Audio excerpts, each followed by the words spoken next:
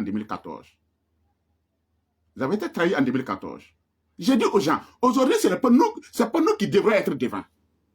Si nous sommes aujourd'hui devant, si nous on nous voit aujourd'hui, c'est parce que ceux en qui nous avons cru en 2014 ont trahi les marches. On ne fait pas un combat pour servir un groupe. On ne fait pas un combat pour servir des gens politiques. Mais en 2014, nous avons fait le combat pour servir des hommes politiques. Et moi, ça m'a fait mal. Ce qui s'est passé moi en 2014, moi, ça m'a fait mal. Et j'ai dit depuis 2014, s'il y a un autre tournant de l'histoire, je m'implique d'une autre manière. On ne va pas laisser les mêmes personnes nous trahir.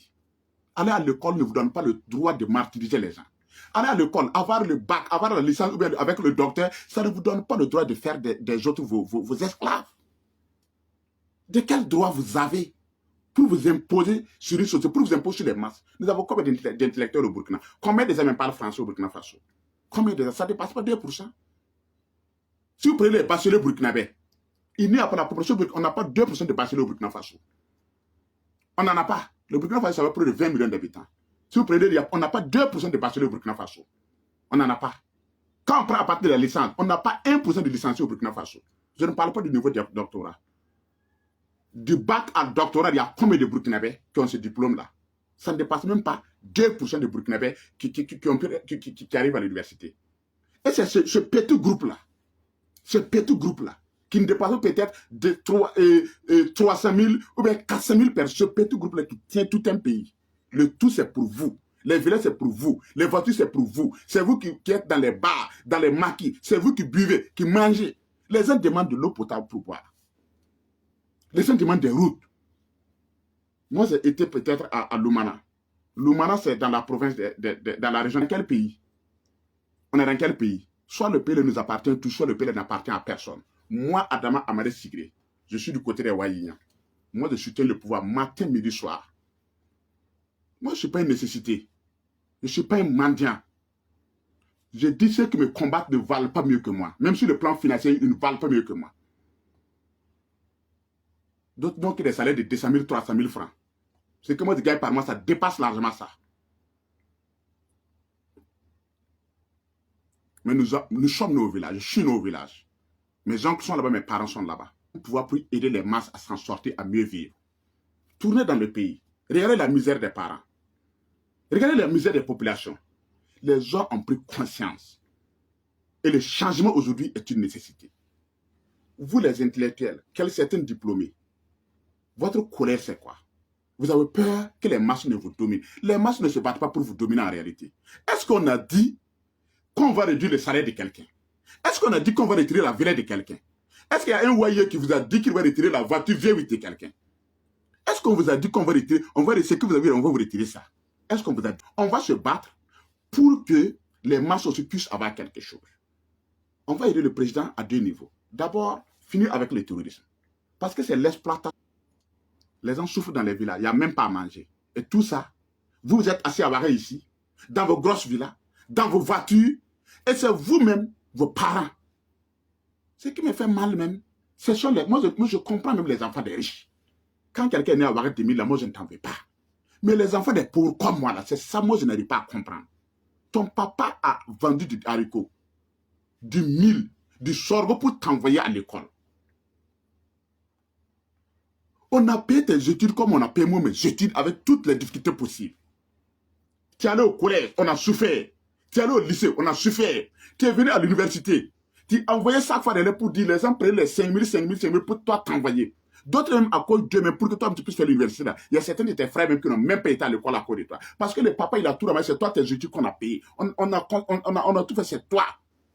Tes frères, tes soeurs n'ont pas été à l'école parce qu'il fallait qu'on mette l'accent sur toi. On a trouvé que toi, plus ou moins, tu étais intelligent, c'est toi qui avançais, on a mis l'accent sur toi. Tu es allé à l'université, tu es devenu professeur, tu es devenu ingénieur, tu es devenu juge, tu es devenu avocat, tu es devenu ceci, tu es devenu cela.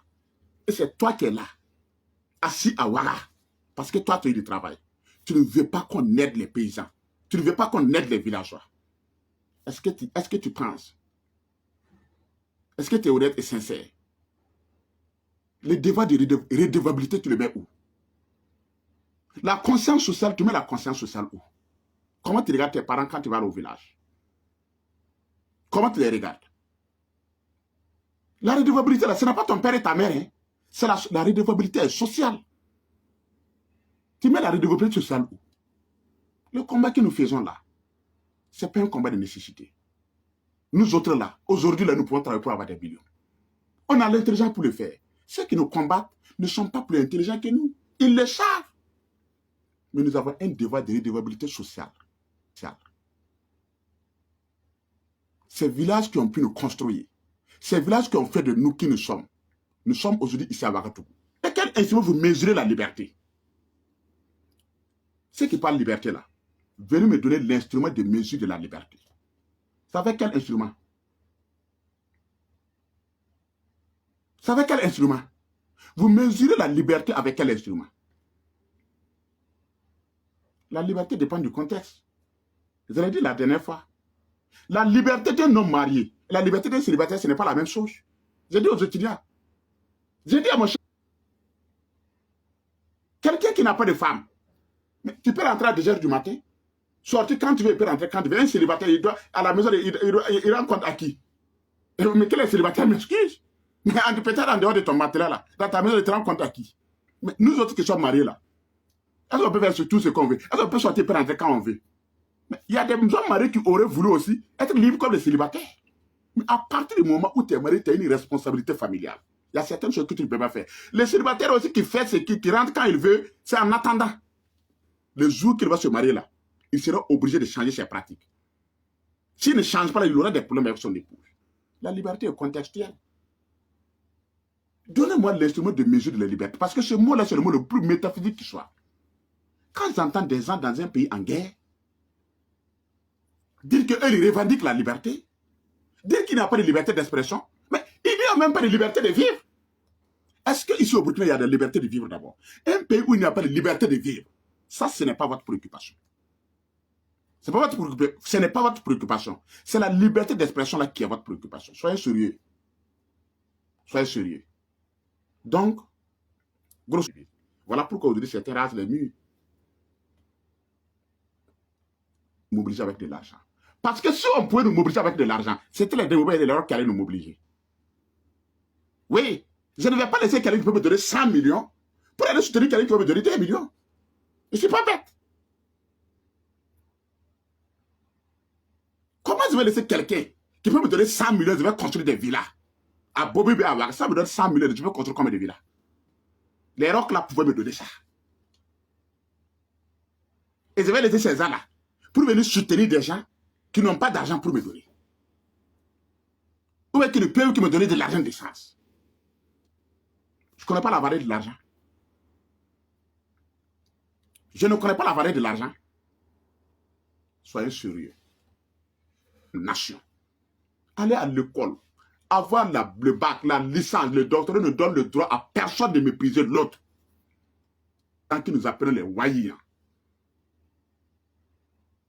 Le diplôme est technique. Nous ne valons pas mieux qu'eux. Soyons humbles, soyons honnêtes et responsables. C'est tout ce qu'on nous demande en cette période difficile.